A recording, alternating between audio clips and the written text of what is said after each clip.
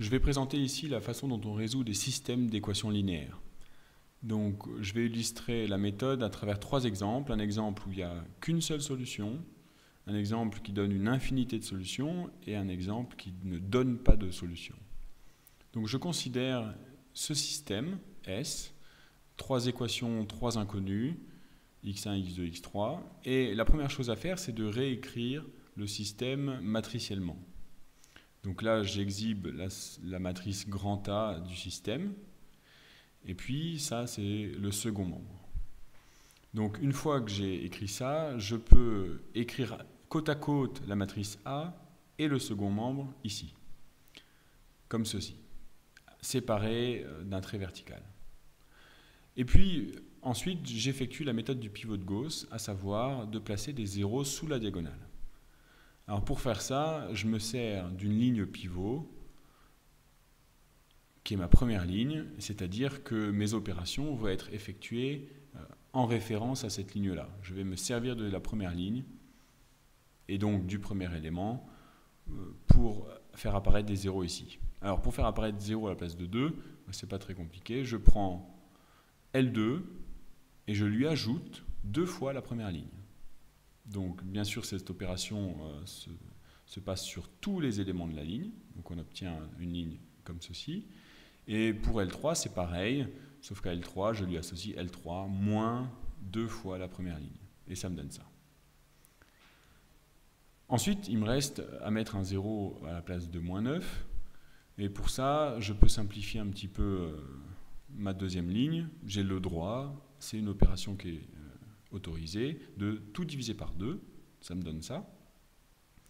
Et maintenant je peux comparer moins 9 à 3, donc pour mettre 0 ici, ça ne va plus être très compliqué, je prends la troisième ligne et je lui ajoute 3 fois la deuxième ligne, ce qui me donne ce système-là.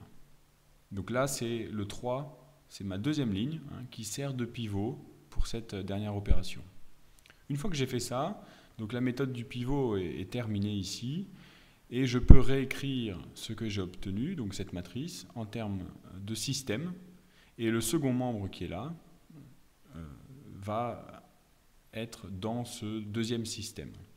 À savoir, donc je reprends le système de départ, et je peux dire qu'il est équivalent à un nouveau système qui s'appelle S', et qui correspond à ça, donc ça vient de ma matrice que j'ai obtenue précédemment, et puis qui est égal à un second membre obtenu aussi dans le calcul d'avant.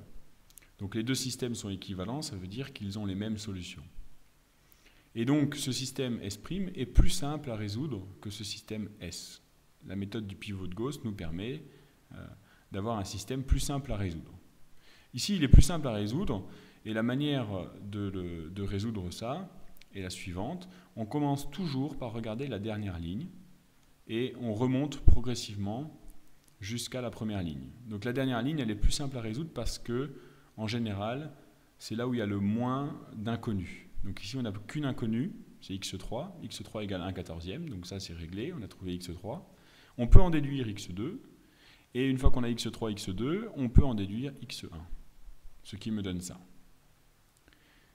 Et donc, finalement, ces équations-là. Donc on a obtenu ici une unique solution, x1, x2, x3 sont entièrement déterminés. La solution du système, c'est un triplé donc qui a 3 composantes, un point qui a 3 composantes et qui sont les suivantes. Et on n'a qu'une seule solution. Alors si je prends un exemple avec une infinité de solutions, donc voici un nouveau système. Au départ, on ne sait pas qu'il y a une infinité de solutions. On réécrit le système matriciellement. Et puis la matrice A et le second membre B, on les réécrit côte à côte, comme ceci.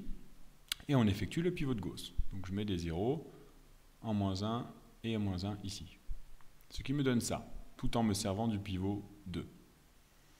Il me reste moins 3 pour mettre 0. Et voici donc mon nouveau système avec des zéros sous la diagonale. Donc je le réécris. Et dans le système précédent, ce qu'il faut remarquer, c'est que en fait, la dernière ligne, on obtenait 0 égale 0. c'est-à-dire une ligne qui n'apporte aucune information et donc une ligne qu'on ne réécrit pas. Mon système S est donc équivalent à S', S' qui devient un système à 3 inconnus toujours, mais seulement maintenant 2 équations. Et quand on a un système S' qui a plus d'inconnus que d'équations, on met l'inconnu ou les inconnus qui sont en trop par rapport au nombre d'équations dont on dispose, en paramètres. Donc ici, puisque j'ai 3 inconnus et 2 équations, j'ai une inconnue en trop, et je vais donc mettre une inconnue en paramètres.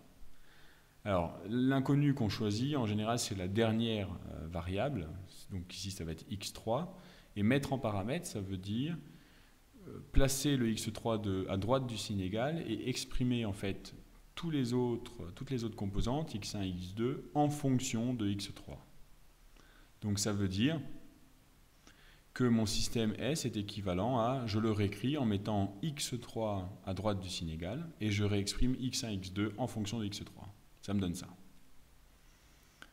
Je peux donc conclure que un point de R3 qui a pour composante x1, x2, x3 est solution de S, si et seulement si x1, x2, x3 s'écrit avec les composantes qu'on a trouvées ici. Donc comme x3 c'est un paramètre, je vais tout réexprimer en fonction de x3. Ça veut dire, ici j'ai remplacé x1 par ce que j'ai trouvé dans la solution, 1/2 plus x3.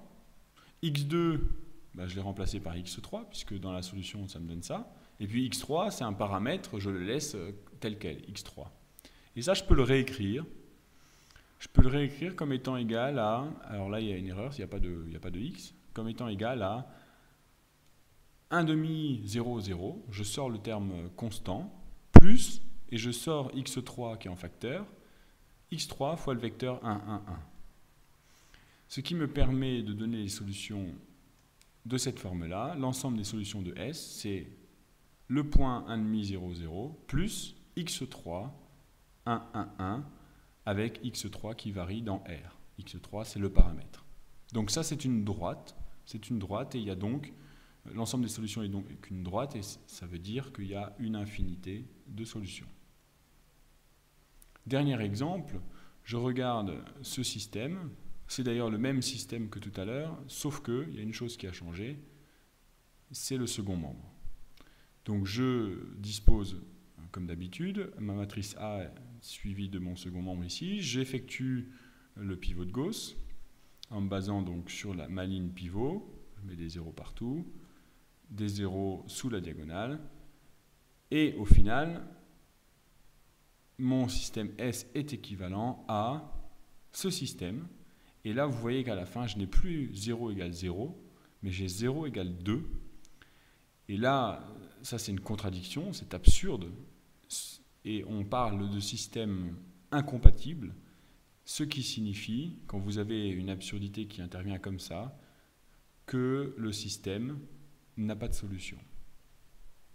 Donc, sol de S égale l'ensemble vide.